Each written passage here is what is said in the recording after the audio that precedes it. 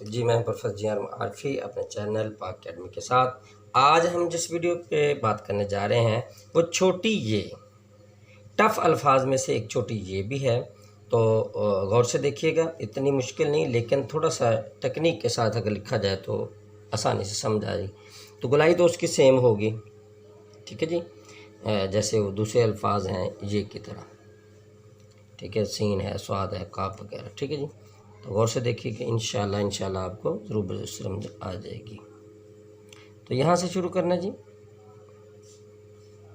यहाँ तक ले आना, ठीक है जी, और यहाँ से थोड़ा सा नीचे ला के वही सीन स्वाद की तरह आपने इसको ऊपर उठा दो,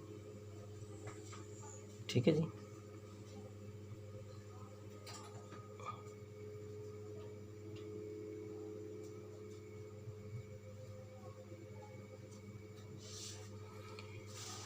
ये भी इसकी एक है कि अगर हम दोनों तरफ से इनको बनाना चाहें, जैसे ये मैं बना रहा हूँ अभी, तो ये सेम ये ही बनेगी, ठीक है।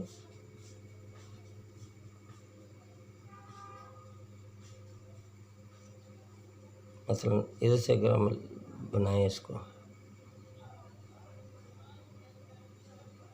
तो यहाँ से स्टार्ट होके ये बन गई और यहाँ स्टार्ट हो गई ये, यानी दोनों तरफ से इसका एंगल बिल्कुल सेम होता है और सेम होना चाहिए। अगर सेम है तो ये की गुलाई बिल्कुल ठीक है, अगर सेम नहीं इट मीन्स कि गुलाई फ़र्क है, ठीक है जी। दोबारा फिर लिखते हैं,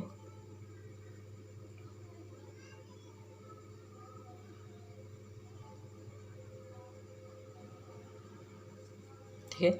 यहाँ का जो हिस्सा है थोड़ा सा टेक्निकल है, इसको अपने गौर से देखना, इसकी नकल करनी, इंशाल्लाह ताला लिखना आसान हो जाएगा।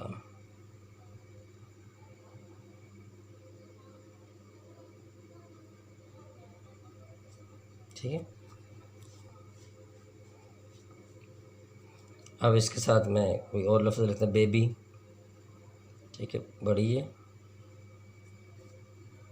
लाइन से ज़रा ऊपर होगी, बे बी,